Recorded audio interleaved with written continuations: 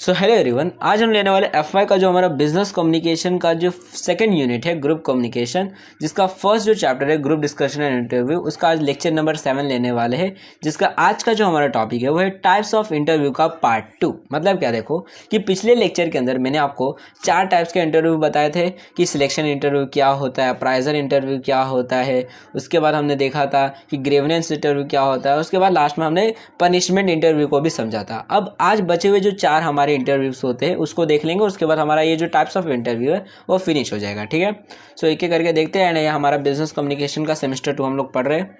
तो देखो बेसिकली ये जो हमारा टाइप इंटरव्यू है, यहाँ पर हमने 4 तक देखे थे, आज 5वां देखेंगे। ठीक है, तो देखो फिफ्थ जो हमारा टाइप होता है इंटरव्यू का वो होता है मेडिकल और क्लिनिकल और साइकोलॉजिकल इंटरव्यू। मतलब क्या हो कि कई बार होता है, जैसे अगर मान लो आप आर्मी में गए, ठीक है, आर्मी में आप मान लो आपको भर्ती होना है, आर्मी में आपको चाहना है कि भैया मैं आर्मी में जाऊँ काम करने के लिए।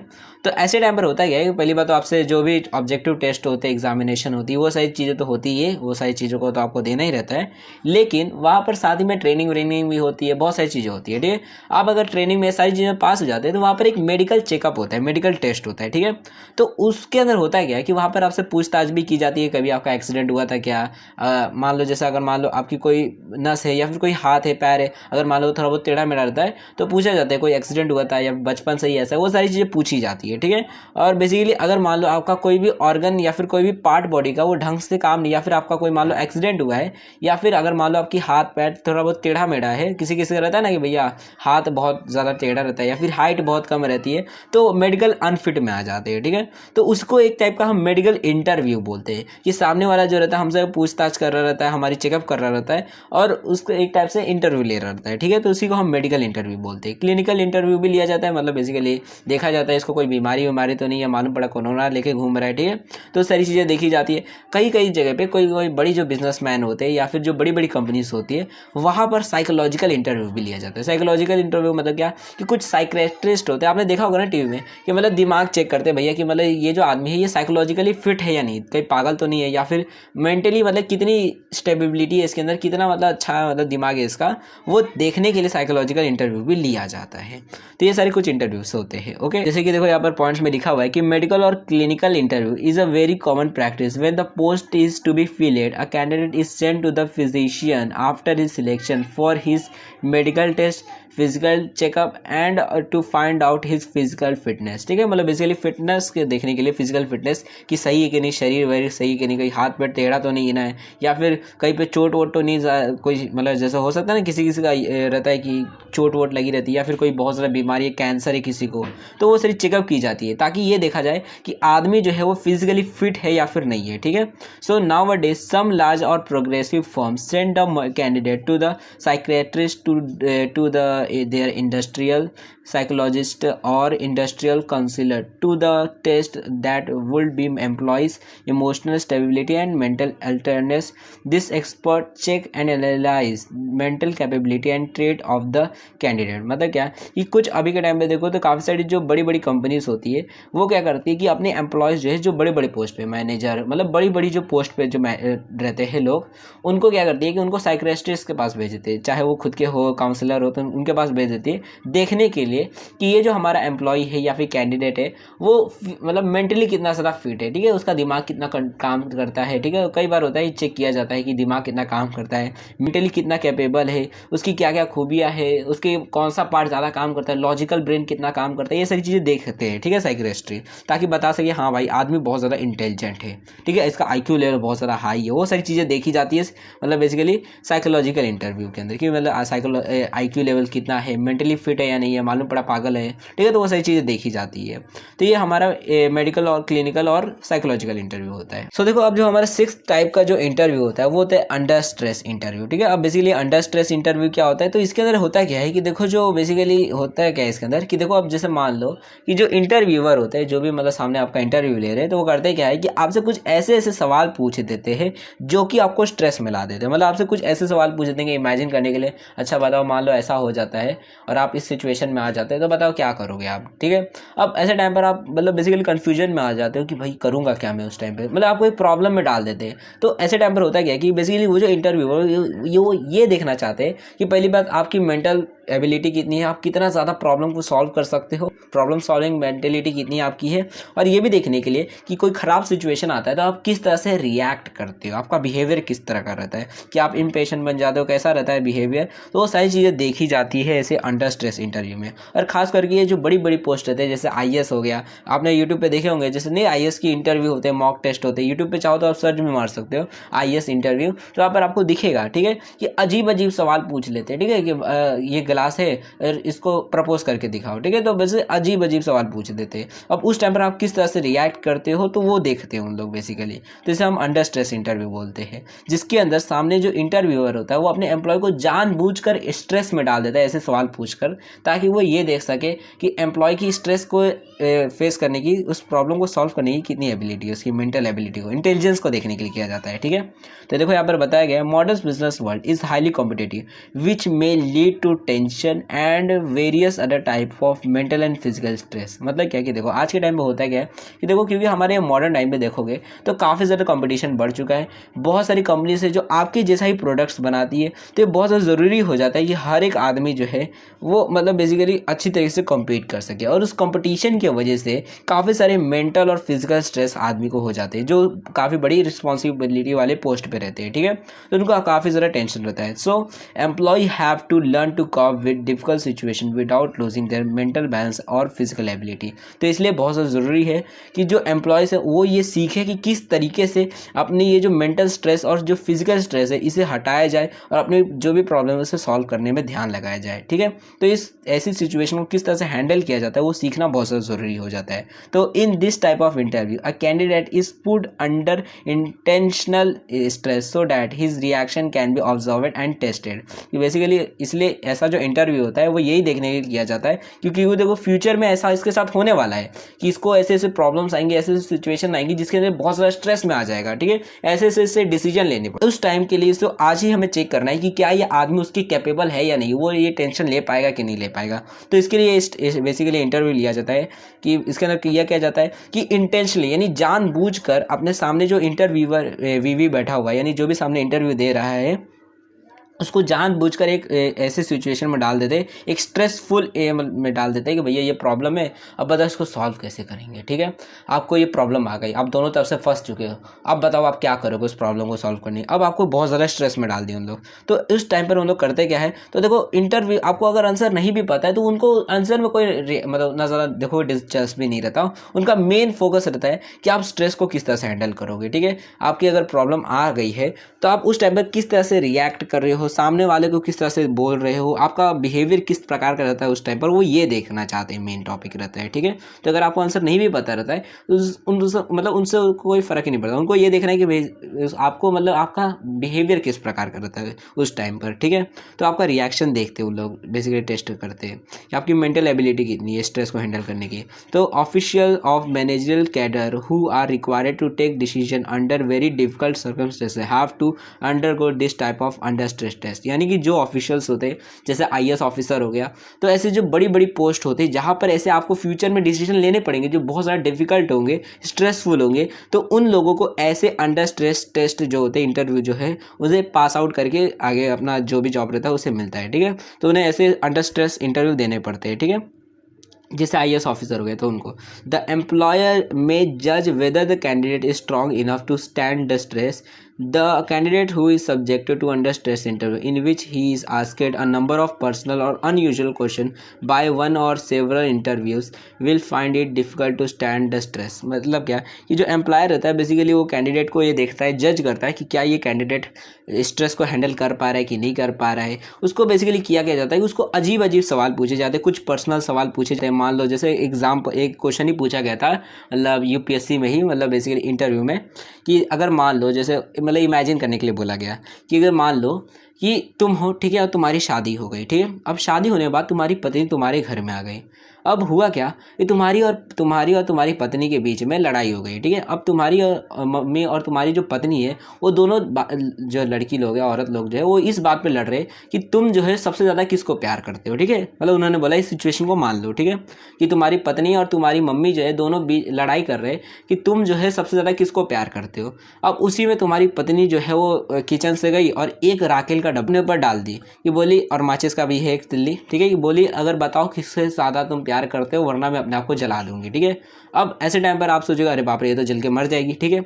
अब ऐसे टाइम पर हुआ क्या, आपकी मम्मी भी गई किचन से, अब वो भी एक डब्बा लेके आई और वो भी अपने ऊपर डाल दिया और माचिस हाथ में ले ली। अब बोली अब बेटा बता तू सबसे ज़्यादा किसको प्यार करता है, ठीक है। अब ऐसे टाइम पर बताओ आप क्या करोगे, ठीक है। और तीसरा डब्बा नहीं है आपके पास में कि आप खुद के ऊपर डाल दो और बोलो कि भैया मैं ही मर जाता हूँ, ठीक है। और अगर आप ज़्यादा लेट करोगे तो दोनों चल जाएंगे, और अगर किसी एक को सिलेक्ट करोगे तो दूसरा मर जाएगा, ठीक है। और दोनों को आप प्यार करते हो तो ऐसे टाइम पर आप करोगे क्या, ठीक है। तो बेसिकली ये आपको सिचुएशन बोल दी है, तो आप क्या करोगे। तो अब बताओ आपको ये स्ट्रेस में डाल दिया कि अच्छा दोनों राखेल का डब्बा लिए हो, दोनों डाल भी चुके अपने ऊपर राखेल, दोनों के हाथ में माचिस भी है, अगर कुछ भी गलत कर दिया किसी को बोल दिया कुछ भी तो दूसरा अपने आप को मार देगा, ठीक है। तो बेसिकली इस तरह से आपको सिचुएशन, इस तरह से क्वेश्चन पूछ देते हैं, पर्सनल क्वेश्चन या फिर और भी कोई क्वेश्चन, अजीब अजीब क्वेश्चन पूछ देते हैं, ये देखने के लिए आपकी ये मेंटल स्ट्रेस को हैंडल करने की। आप बोलोगे उस टाइम पर भाई क्या करूंगा मैं, तो अगर आपको क्वेश्चन नहीं मालूम तो आप उन लोग आपका बिहेवियर देखेंगे, आप किस तरह से रिएक्ट कर रहे हो, ठीक है। तो बेसिकली इस तरह से क्वेश्चन पूछ देते हैं, ठीक है। Another method of testing the candidates ability is by putting the candidate in a make believe crisis situation, जैसे मैंने आपको बताया इस तरह से। नहीं तो इस तरह से भी होता है कि आपसे कुछ पर्सनल सवाल जवाब पूछते रहते, क्वेश्चंस पूछते जाते, अच्छा बताओ इस तरह से हुआ था तो ऐसा क्या होगा, ऐसा सवाल जवाब भी पूछे जाते हैं। नहीं तो ये मेथड भी होता है कि आपको बोला जाएगा अच्छा बिलीव करो, मान लो कि ऐसा क्वेश्चन आ गया तब बताओ आप क्या करोगे, ठीक है। तो another method of testing the candidate ability is by putting the candidate in a make believe crisis situation with the panellist of observing him and his response. जो भी वो रिस्पॉन्स दे रहा है उसको बेसिकली वो जो इंटरव्यूअर होते हैं वो देखते हैं ध्यान से कि हाँ भाई कैसा मतलब बिहेव कर रहा है, ये इसका बिहेवियर कैसा, मेंटल स्ट्रेस को हैंडल कर पा रहा है कि नहीं कर पा रहा है, ठीक है। तो ये देखते हैं।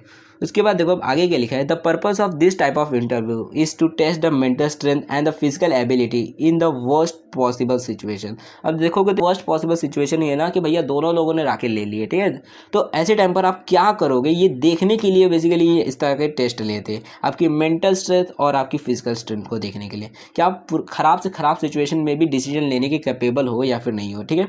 सो the person is managerial position and highly placed official who have to work under challenging situation may have to face under stress interview, ठीक है। जो भी मतलब जो बड़ी बड़ी पोस्ट पे रहते हैं, जो जिनको कुछ मतलब बड़े बड़े डिसीजन लेने रहते हैं जो कि बहुत ज़्यादा स्ट्रेसफुल हो सकते हैं, तो उनको ऐसे अंडर स्ट्रेस इंटरव्यू लेने पड़ते हैं, ठीक है। तो ये बेसिकली हमारा अंडर स्ट्रेस इंटरव्यू होता है, मे बी आपको समझ आ गया होगा। उसके बाद देखो और 7th जो हमारा इंटरव्यू होता है वो होता है प्रमोशन इंटरव्यू, ठीक है। अब प्रमोशन इंटरव्यू बड़ा अच्छा इंटरव्यू माना जाता है क्योंकि देखो इसके अंदर होता क्या है कि अगर मान लो आपके पास, अब जैसे मान लो कि आपको प्रमोशन देनी है, ठीक है। जैसे 2 कैंडिडेट्स हैं, 2 मान लो एम्प्लॉय आपके कंपनी में जो बहुत अच्छा काम करते हैं, ठीक है। आप चाहते हो उन दोनों में से किसी एक को आपको मैनेजर की पोस्ट देनी है। कोई एम्प्लॉय है 2 जो बहुत अच्छे से काम करते हैं और आप चाहते हो उनको मैनेजर की पोस्ट दे दो, ठीक है। लेकिन पोस्ट एक ही है आपके पास, एक ही मैनेजर की पोस्ट है। तो आप चाहते हो उन दोनों में से जो भी बेस्ट होगा एम्प्लॉय उसको मैं उस मैनेजर की पोस्ट दे दूंगा। तो उसके लिए जब आप इंटरव्यू लेते हो प्रमोशन इंटरव्यू, तो बेसिकली उसी को हम प्रमोशन इंटरव्यू बोलते हैं कि आप प्रमोशन देने के लिए इंटरव्यू ले रहे हो, ठीक है।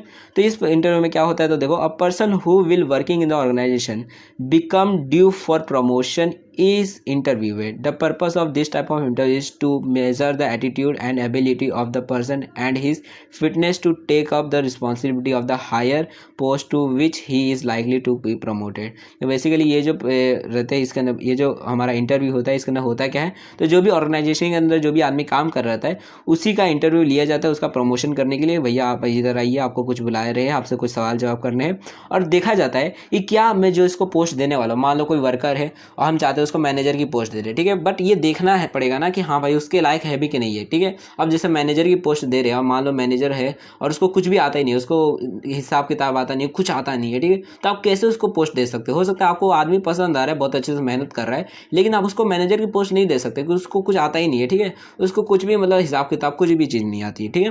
तो इसलिए आपको बेसिकली देखना होगा क्या उसके अंदर सच में एबिलिटी है या फिर नहीं है उस काम के लिए, ठीक है। तो बेसिकली यही चीज़ की जाती है देखने के लिए, देखते हैं ताकि हम उसे उस काम को प्रमोट किया जाए, मतलब उसको प्रमोशन दी जा सके, ठीक है। तो इसलिए इंटरव्यू को लिया जाता है। If there is more than one candidate for promotion, अगर एक से ज़्यादा अगर कैंडिडेट रहता है एक प्रमोशन करने के लिए, so the interview can be basis for selection. यानी क्या कि अगर एक से ज़्यादा कैंडिडेट रहते हैं, यानी अगर मान लो एक ही आदमी रहेगा तब क्या टेंशन हो, उसी को प्रमोट करना है। लेकिन अगर बहुत सारे लोग हैं, 3-4 लोग हैं, तब आपको बेसिकली जैसा हमारा सिलेक्शन इंटरव्यू रहता है बेसिकली उसी तरह से किया जाता है। हर एक को बुलाया जाता है, उससे कुछ सवाल जवाब किए जाते हैं और उसके बाद उनमें से जो सबसे आपको बेस्ट लगता है उसको आप बेसिकली प्रमोशन दे देते हो। The criteria used are often not clear और not stated and there will be obviously be different view about the importance of seniority and personal acceptability and the job requirement. यानी क्या कि देखो इसका जो क्राइटेरिया रहता है प्रमोशन इंटरव्यू का, ये बताया नहीं जाता कि भैया हम किस हिसाब से आपको प्रमोशन देंगे, ठीक है। कि जैसा रहता है ना जॉब इंटरव्यू का कि कुछ क्राइटेरिया रहता है कि अगर आप ये आपकी क्वालिफिकेशन रहेगी तो हम आपको जॉब दे देंगे। इसका आपको बताया ही नहीं जाता क्राइटेरिया क्या रहता है, आपको प्रिपेयर होने का मौका ही नहीं दिया जाता है। आपका एक रियल वन देखने के लिए कि आप असली में कैसे हो, आपके अंदर क्या क्या एबिलिटी है, वो देखने के लिए डायरेक्टली आपसे इंटरव्यू लिया जाता है, ठीक है। तो यहाँ पर आपको कोई भी मतलब क्राइटेरिया नहीं बताया जाता है कि आपका बेसिकली क्राइटेरिया हमारा किस प्रकार करेगा प्रमोशन देने का। ओके, तो इसको हम प्रमोशन इंटरव्यू बोलते हैं, जिसके अंदर आदमी को प्रमोशन दी जाती है। अब अगर एक आदमी रहेगा तो उसको तो डायरेक्टली इंटरव्यू मतलब प्रमोशन मिल जाता है, लेकिन अगर एक से ज़्यादा रहते हैं तो सिलेक्शन इंटरव्यू की तरह मतलब किया जाता है कि सबको बुला कर इंटरव्यू लिया जाता है, उसके बाद प्रमोशन दे देते हैं किसी भी एक को। ओके, उसके बाद देखो 8वां और लास्ट जो हमारा टाइप का इंटरव्यू होता है वो होता है एग्जिट इंटरव्यू, ठीक है। अब देखो ये जो एग्जिट इंटरव्यू है इसका मतलब क्या होता है। एग्जिट इंटरव्यू का मतलब होता है, कई बार होता है कि देखो कंपनी के अंदर मान लो कोई आदमी है जो 3-4 साल से काम कर रहा है, ठीक है। अब अचानक से मालूम पड़ रहा है कि आज जो है वो कंपनी छोड़कर जा रहा है, ठीक है, वो खुद से छोड़कर जा रहा है। तो ऐसे टाइम पर कंपनी जो रहती है वो उससे पूछती है कि अच्छा क्या हो गया ऐसा, आप 3-4 साल से हमारी कंपनी में काम कर रहे हो और अब आप हमारी कंपनी को छोड़ के जा रहे हैं, तो ऐसी क्या प्रॉब्लम आ गई, क्या हमारी कंपनी में आपको कोई प्रॉब्लम आ रही है, कुछ आप हमें बताइए, हम उस प्रॉब्लम को सॉल्व करने की कोशिश करेंगे, ठीक है। तो बेसिकली यही वो इंटरव्यू होता है जिसके अंदर क्या होता है कि अगर कोई एम्प्लॉय है वो अब कंपनी को छोड़कर जा रहा है अपनी मर्जी से, तो ऐसे टाइम पर जो बेसिकली कंपनी होती है वो उसका इंटरव्यू लेती है, पूछताछ करती है भैया आप क्यों कंपनी छोड़ के जा रहे हो, ठीक है। तो उसे एग्जिट इंटरव्यू बोला जाता है, ठीक है। लेकिन अगर इसमें मान लो कि कंपनी खुद किसी आदमी को काम से निकाल रही है, ठीक है, जैसा मान लो कोई आदमी है जिसका आपको काम पसंद नहीं आ रहा, आप लात मार के निकाल रहे हो उसको कंपनी से, ठीक है, तो उसका बेसिकली एग्जिट इंटरव्यू नहीं लिया जाता है। बेसिकली ये उस आदमी का लिया जाता है जो खुद की मर्जी से कंपनी छोड़ के जा रहा होता है, तब उससे पूछा जाता है क्यों छोड़ के जा रहे हो, ठीक है। सो यहाँ पर देखो लिखा है this type of interview is very important from the employees point of view because this interview take place when an employee is leaving the organisation. It is believed that a departing employee is likely to speak frankly and it enables the management to get a proper assessment of the real working of the organisation. यानी क्या, ये देखो ये जो type का interview रहता है ये काफ़ी ज़्यादा इंपॉर्टेंट माना जाता है एम्प्लॉयर के पॉइंट ऑफ व्यू से, ठीक है। क्योंकि देखो अगर देखोगे तो एम्प्लॉय काम छोड़ के क्यों जाता है, काफ़ी सारे रीजंस हो सकते हैं मान लो उसको एम्प्लॉयर जो भी मैनेजर है उसका अच्छा बिहेवियर नहीं होगा, इसके वजह से जा रहा है, या फिर काम बहुत ज़्यादा मेहनत वाला है और ढंग से काम नहीं है, पैसे बहुत कम मिलते हैं, ये सारे रीजंस रहते हैं, ठीक है। तो बेसिकली ये जो चीज़ें रहेगी अगर कंपनी को पता चल जाएगी अच्छा हमारे अंदर ये प्रॉब्लम थी जिसके वजह से आप छोड़ के जा रहे हैं, तो बोलेगा ठीक है हम ये प्रॉब्लम को सॉल्व कर देते हैं, आपकी सैलरी बहुत ज़्यादा हम कम दे रहे हैं तो थोड़ी बढ़ाने की कोशिश करेंगे हम लोग, ठीक है। तो बेसिकली कोशिश करेंगे कि हम अपनी ऑर्गेनाइजेशन के अंदर जो भी प्रॉब्लम्स है वो जान सके और उन प्रॉब्लम को सॉल्व कर सके ताकि हमारी कंपनी के अंदर भी ग्रोथ हो सके, ठीक है। तो इसलिए काफ़ी ज़्यादा इंपॉर्टेंट माना जाता है एग्जिट इंटरव्यू को। उसके बाद आगे क्या लिखा है कि the employees decision to leave the job may be voluntary और इनवॉलेंटरी। वॉलेंटरी का मतलब होता है जब आप अपनी मर्जी से छोड़ के जा रहे होते हैं, और इनवॉलेंटरी का मतलब होता है जब आपसे ज़बरदस्ती आपको निकाला जा रहा हो, ठीक है। तो अगर मान लो कोई एम्प्लॉय है, देखो कि एम्प्लॉयज़ खुद की मर्जी से भी जा सकते हैं कंपनी छोड़कर, उसको निकाला भी जा सकता है। तो इफ़ द एम्प्लॉय रिज़ाइन, अगर वो काम छोड़कर रिज़ाइन मार देता है तो he is given an interview before his exit. उसका एक इंटरव्यू लिया जाता है जब वो काम को छोड़ जाने वाला रहता है, तब उसको पूछा जाता है भैया क्यों काम छोड़ के जा रहे हो। This is interview is important because management can find out the reason for the employees decision to leave and can clear up misunderstanding that may been created, ठीक है। हो सकता है मान लो कुछ झगड़ा झगड़ी हुआ रहेगा, कुछ मिसअंडरस्टैंडिंग रहेगी, तो उसको क्लियर भी किया जा सकता है इस इंटरव्यू की मदद से, ठीक है। कि मतलब काम छोड़ने से पहले पूछा जाएगा भैया क्यों काम छोड़ के जा रहे हो, कोई प्रॉब्लम थी क्या, कोई तकलीफ हो गई, कोई गलती हो गई क्या, मतलब जो भी प्रॉब्लम है आप हमको बताओ, अगर कोई कुछ हो सकेगा तो हम लोग करेंगे, आप छोड़ के मत जाओ, इतने सालों से काम कर रहे हो, ठीक है। तो वही सारी चीज़ें पूछी जाती है इस इंटरव्यू के अंदर। So the management also tries to get the employees free frank and truthful assessment about organisation. यानी कि उसको मतलब एकदम फ्रीली फ्रेंडली थोड़ा कर दिया जाता है, ताकि आप आराम से जो भी आपकी प्रॉब्लम है वो बता सको। ऑर्गेनाइजेशन की जितनी भी खराबी आपको लगी है, जिसके साथ छोड़ के जाना चाहते हो, आप हमें बता दो ताकि हम उस खराबी को कम कर सके, ठीक है। अगर मान लो थोड़ा बहुत फॉर्मल रहेंगे हम लोग, जैसे कि टायर वायर लगा के बोलना सब कुछ, या फिर एक रहता है ना, मतलब सारे प्रोटोकॉल फॉलो करते हुए आपको बोलना है, किसी को भी ऐसा नहीं, थोड़ा फ्रेंडली टाइप में इसके अंदर बेसिकली किया जाता है एग्जिट इंटरव्यू के अंदर। आराम से वो बता सकता है चिल मार मार के, ठीक है।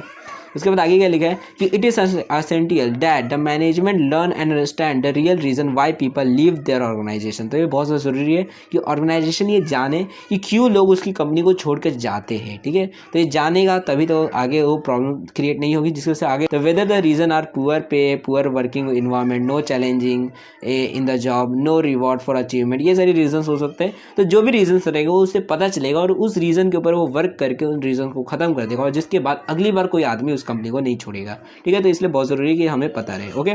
सो ये सारी चीजें होती है एक एग्जिट इंटरव्यू के अंदर। अब देखो यहाँ पर कुछ चीजें और बता दूं कि अगर देखो इंटरव्यू क्यों, देखो यहाँ पर एम्प्लॉय जो रहता है वो दो तरीके से काम छोड़ के जाता है, एक होता है वॉलंटरी, एक होता है इनवॉलंटरी, ठीक है। वॉलंटरी मतलब जब अपनी मर्जी से वो छोड़ के जाता है। तो जब आप अपनी मर्जी से काम छोड़ के जाते हो तब आपका एग्जिट इंटरव्यू नहीं लिया बेसिकली लिया जाता है।